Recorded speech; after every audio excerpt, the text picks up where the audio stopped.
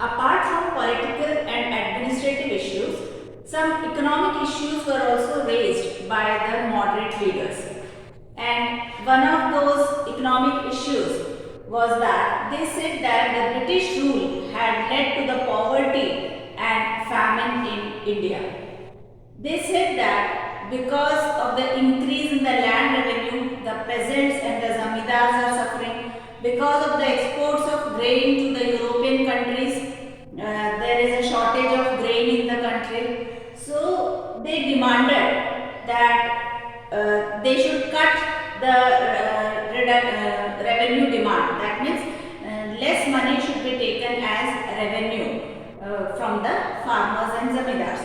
Then they also felt that the British is spending so much of Indian money on the military. So the military expenditure should be cut short so that more money can be utilized for agriculture or some other developmental process.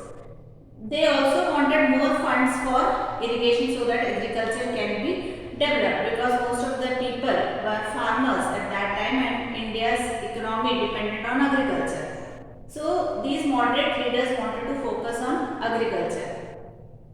Now the raising of the economic issue can also be seen in the book which was written by Dadabhai Naoroji, and the name of that book was Poverty and the Un-British Rule in India. In that book he has criticized about the British economic policies. Now apart from demanding these things, some resolutions were also passed.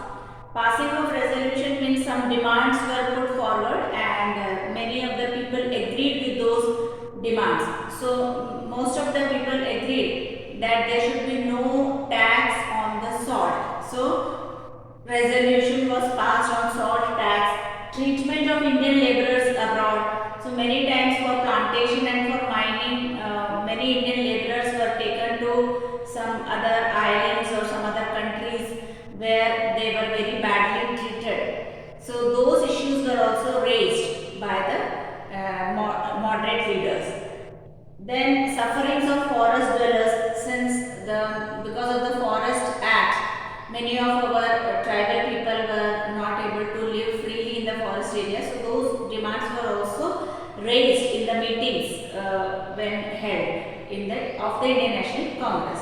Now these demands, these resolutions prove that the moderate leaders were not only concerned about the upper class, they were also worried about all sections of the society. They were not only talking about the professionals or zamindars or industrialists, they were talking about the farmers, about the forest people also. Now these members of this Indian National Congress, they also wanted to develop public awareness about the unjust nature of the British rule. They want the people to know that how the British rule is exploiting our country, how they are exploiting our resources.